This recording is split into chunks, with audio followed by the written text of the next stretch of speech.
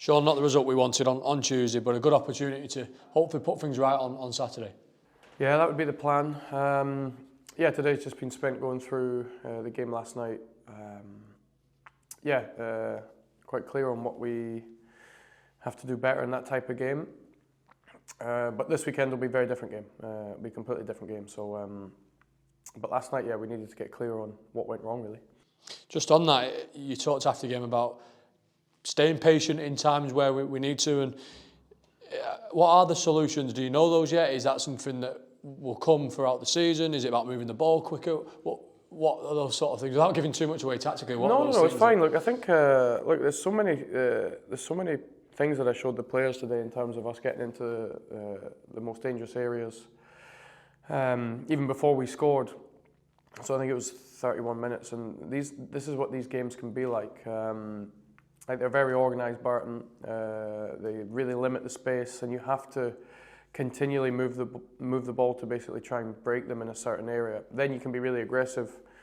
We have to trust what we're doing. I think you can adjust some positions that we did at half time. But you have to trust the way that you play and also your position. I think even if you look at the second goal, our position of our team wasn't right. And then very quickly they countered on us, and we end up defending the box with only Jason really against one of their 9. So it's trusting what we're doing. In these types of games, it's hard because it might be a period of time that we have the football. We might have to go backwards at times to then go forward in a different part of the pitch. But it's getting the players to just understand and trust that when they did. We got into past their box, into their box. We created chances.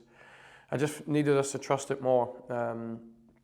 That was the message today, and definitely some just fundamentals as well. How we defend the box.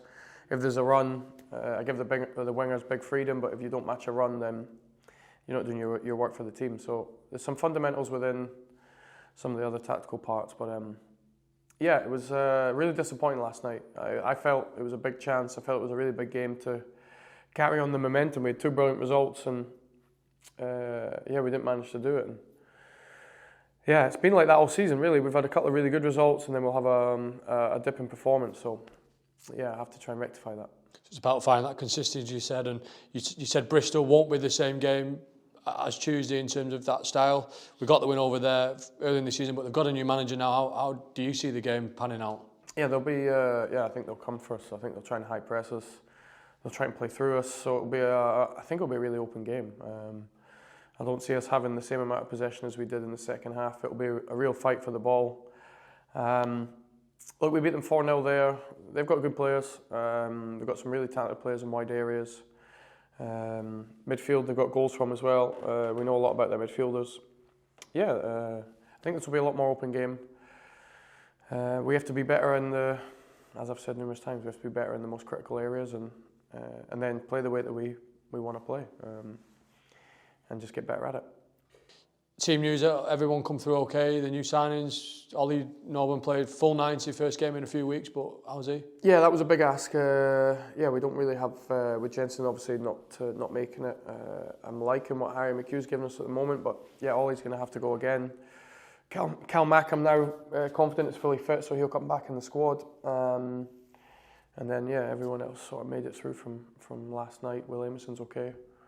So, Carragher, Robinson, they'll come back in contention. And in this game, I'll pick the team, try and win the game, Is that a bit of a tough kind of decision to make, to leave players like Carragher and Robber who are in decent form? But also, it would have been tough on Jason as well. He had a family illness that he had to miss the game from, and he was outstanding against Mansfield. So I think there's always tough decisions, which it's hard, but I also quite like.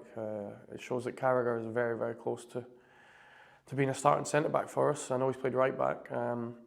Will and Jason need to feel that, and I've got no problems if Carragher has to step in this weekend, the game after, the same as Robbo now. So we've got new signings, but everyone has to push each other for a starting spot. And even last night's team, it was a strong team. Whatever I choose this weekend, I'll feel exactly the same. 2 home games. before a big game against Fulham in that FA Cup. Obviously, it's important to win those games to climb up the table, but building some excitement for such a huge fixture, a Premier League team back at the Brick as well, to build some momentum ahead of that game. Yeah, but I think that excitement should already be there. Look, I think we've had 2 brilliant results. We've managed to get to the FA Cup. We've got a Premier League team. That's it's a big moment for us again. We had Man United last year. We've got Fulham this year. I know it's happened twice in a row, but that doesn't generally happen, or it takes a lot of work for that to happen. So yeah, the excitement should be there. We'll go toe to toe with Fulham. We'll try our very best to create an amazing day. I know the owner's making a big push that game and the Warriors game with Lee, I think, in terms of the community. So we will be doing a lot of work in the community before that game and after that game. We just sell out at United. I would absolutely love it if we could get close to that. I don't worry about that one. I don't worry. I have to solve the league games, cup games at our home place. That's what I want to probably build the excitement to.